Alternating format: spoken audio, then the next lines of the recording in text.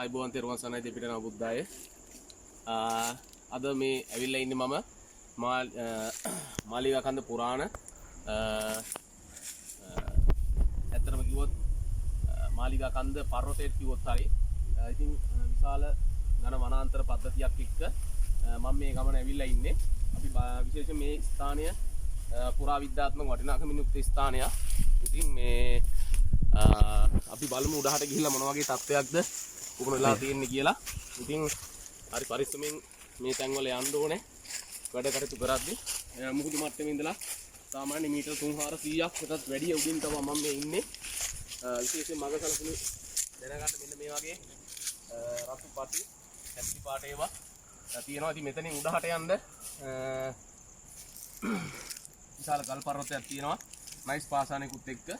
ඉතින් විශේෂයෙන්ම මේ තැන්වල වැඩ කටයුතු කරද්දී විශේෂයෙන්ම සතා සිව්පාව ඉන්න තියෙනවා. මොකද පායන කාලේ හින්දා.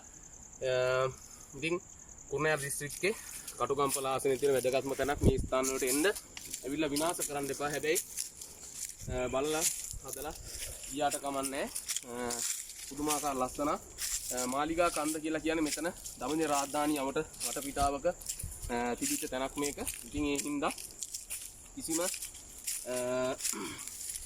විදිහකට මේ තැන් වලට ඇවිල්ලා විනාශයක් කරන්න එපා. මම නැවතත් කියන්නේ ඒකයි.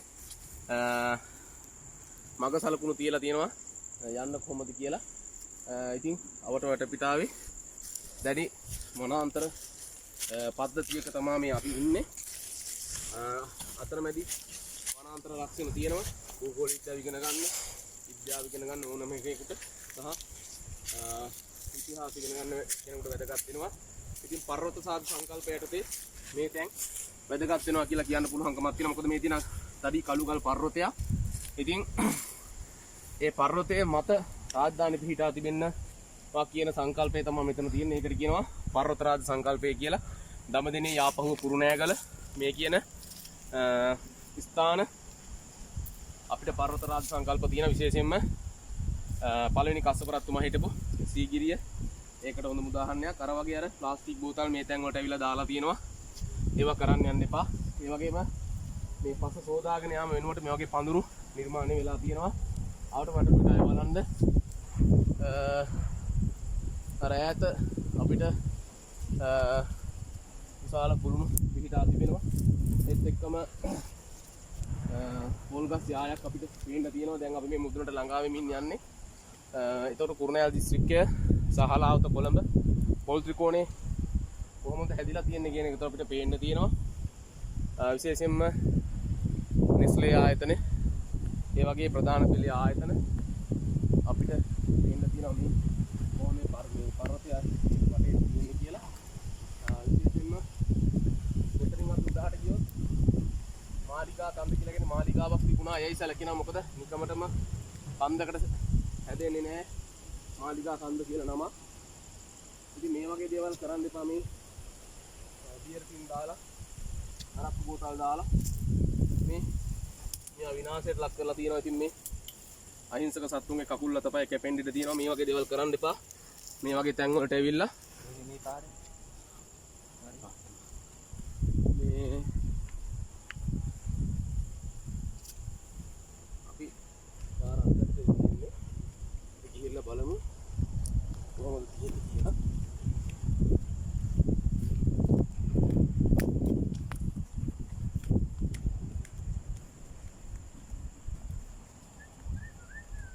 यार्ड गंभीर है.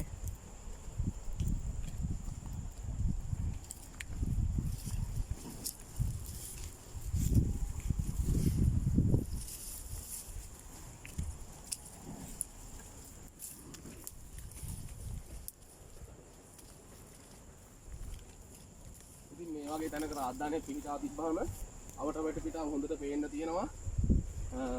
ඒත් එක්කම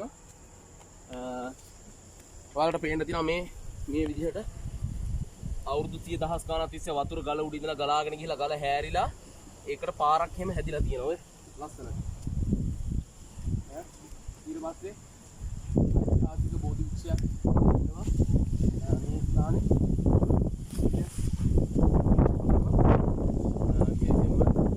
ඔයාලට හොඳට බලන්න පැන් ටිකක් නැහැ. පොළවත් එක්ක පොඩ්ඩයි සම්බන්ධ වෙලා තියෙන්නේ. හැබැයි මේ බෝධිය සාමාන්‍යයෙන් අවුරුදු 1500 2000ක් විතර පරණයි කියලා විශ්වාස කරන්න පුළුවන්. ගල මතු පිට වැඩ ඉන්න බෝධීන් වහන්සේ නමක් විදිහට අපිට මේක සඳහන් කරන්න පුළුවන්කමක් තිබෙනවා. ඉතින් මේ ස්ථානවල වැඩ වාසය කරන අපේ හාමුදුරුවෝ මේවා ආරක්ෂා කරන අතට මේවා විනාශ කරන්න එපා කියන ඉල්ලීම මේ හැමතිස්සෙම කරනවා. මේ විශේෂයෙන්ම මොකද එහෙම කෙරුවොත් විශාල පාප කර්මයක් කරගන්න තමයි ඔයාලට වෙන තැන් මෙතනින් මෙහා අපිට යන්න බෑ. විශාල ගල්වලවල් තියෙනවා කඩනවා. බෝධීන් වහන්සේගෙන් පිට පැත්තට කියලා බලමු මොනවද තත්ත්වයන් කියලා.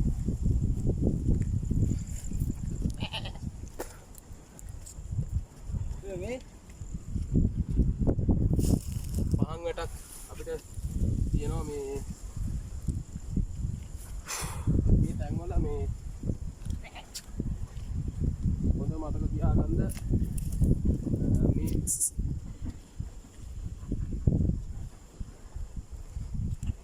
සාරේ තාමත් දර්ශනීය ලෙසට පිහිටා තිබෙනවා. මේ මෙතන අපිට යම් කිසි සලකුණු වගේක් තියෙනවා. මේ ඇවිල්ලා බලන්න පුළුවන්කමක් තියෙනවා. මේ සාමාන්‍යයෙන් කඩපු ගල් කුළුණු නෙමේ වෙන වෙනම ගල් කොටස් වෙන වෙනම තිබ්බ කියන සාධක තමයි මේ තියෙන්නේ. එතන යම් ගොඩ නැගිල්ලක් තිබිලා තියෙනවා කියන්න සාධක අපිට තියෙනවා. ඉතින් මාලිගා කන්ද කියලා කියන මාලිගාවක් තිබෙන තැනක කන්දක් තිබුණා. කන්ද උඩ තිබුණා කියන සාධක තමයි තියෙන්නේ. සමහර තැන්වල මේ අපිට ගඩොල් මේ සාධකත් අපිට පේන්න තියෙනවා. මේ සමහර තැනක විසිරලා පැතිරලා තියෙනවා. ඉතින් මේ අපි බලමු තව ටිකක් ගිහිල්ලා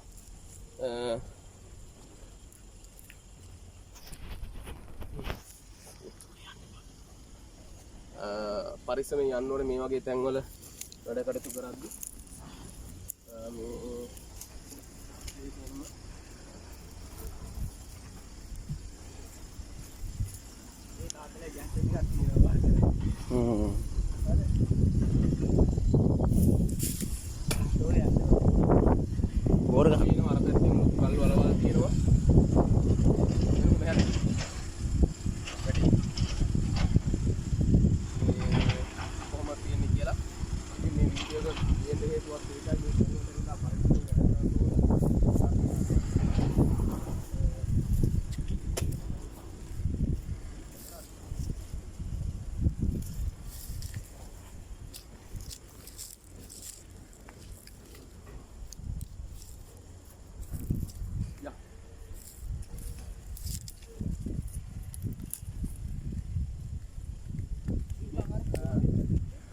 Ada atan.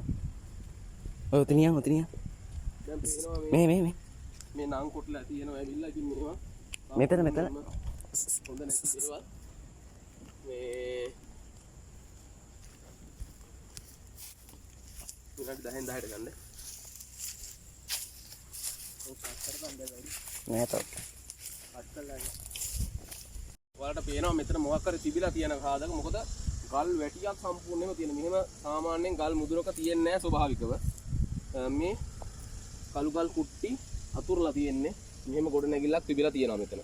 ඒක ඇත්තටම ඒකයි මේ පුරාවිද්‍යාත්මක ස්ථානයක් කියන්න හේතුව. ඉතින් ඒක අපිට සාධක සහිතව ඔප්පු කරන්න පුළුවන්කමක් තියෙනවා මේ ස්ථානවල ස්වරූපයේ තිබ්බේ කොහොමද කියලා.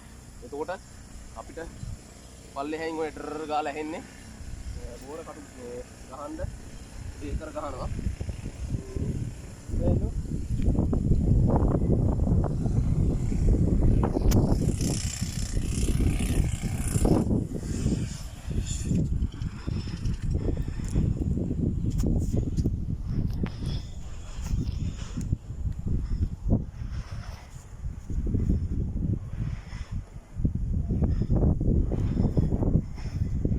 මෙතන අපිට සුවිශේෂී තැනක් තියෙනවා. මේ ගල් කෙමක් වගේ. මේක ඇත්තටම මම ඊට කලින් ආවත් සාමාන්‍යයෙන් මේක හිඳෙන්නේ නැහැ. මේක අපි කෝටු දාලා බැලුවත් මේකේ ගැඹුර පොඩ්ඩක් හොයන්න අමාරුයි. ඉතින් මේක රොඩු ආරම්භනම් කුණු පෙළලා තියෙන. ඒතර මේකේ සම්පූර්ණයෙන්ම සත්තුන්ට හොරි යම්කි දැන් මේ පායන සෑහෙන්න කාලයක් පායලා තියෙන අපේ පැත්තට. ඒ වුණාට මේ අපේ ගමේ තියෙන කොටසක් මේකේ වතුර හිනෙන්නේ නැහැ. ඉතින් මෙතෙන්ට වතුර එන්නේ කොහොමද? මෙහෙම රැඳිලා තියෙන්නේ කොහොමද? මේවා ඉතාමත් වටිනාකමක් තියෙන දේවල්. මේ සත්තුන්ට ඕනම කෙනෙකුට ඇවිල්ලා මෙතන මේ වතුර බීම ඇති හැකියාවක් තියෙනවා. අර ඈතට පුරා විද්‍යාවෙන් සලකුණු කරපු කණුවක් තියෙනවා අතන කොන්කි. ඉතින් මොකද මේ වගේ අධි පරිභෝජනයක් සිද්ධ වෙනකොට මේක විශාල බලපෑමක් වෙනවා.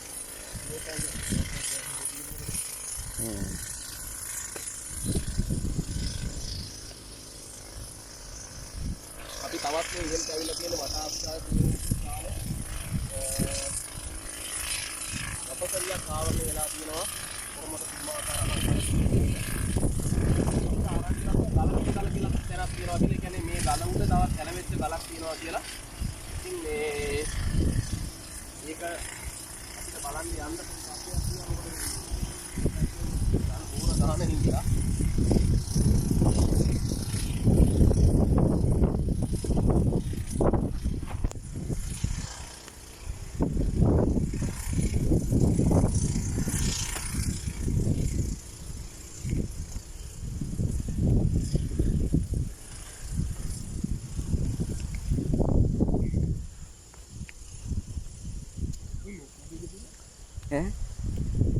और नया गोबा මේ තියෙන පුරාවිද්‍යාව කියලා ලකුණක්. මොකද මේ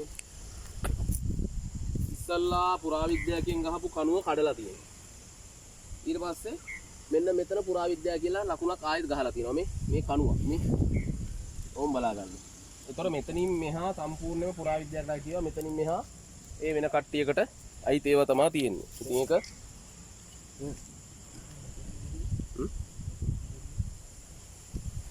ඔව් දැන් මෙතනත් අපිට තියෙනවා යම් කිසි විදිහකට මේ තැන්වල පොඩි දිවියෝ වගේ සත්තු, කොළ දිවියෝ, හඳුන් දිවියෝ වගේ සත්තු ඉන්න ඉඩ තියෙනවා.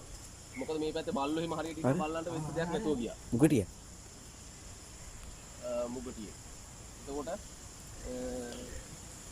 මේ කියන්නේ වනාන්තර පද්ධතියක් මත රාජධානියක් තියෙනවා කියනකොට සතුරෙකුටවත් එකපාර අඳුන ගන්න බෑ. සහ මේක වටපිටාවේ අංශක 360ක් මේ ගල වටේට රවුම කැරකිලා බලන්න පුළුවන්කමක් තියෙනවා. මොකද ඒක විශේෂත්වයක් වෙනවා මේ තැන්වලදී මේ තැන ආරක්ෂා කර ගැනීම සඳහා. ඉතින් පර්වත රාජ සංකල්පයේ මේ ඉතිහාසයක් වැදගත් වෙනවා. භූගෝල විද්‍යාව පදනම් කරගෙන රාජධානිය ගොඩනැගිච්ච විදිය සහ පාරිසරික තත්ත්වයන් ඉතාමත් දර්ශනීය විදිහට මෙතන අපිට පේන්න තියෙනවා. ඉතින් කියන්නේ මේ තැන් විනාශ කරන්න එපා කියන එක තමයි පුන පුනා කියන්නේ.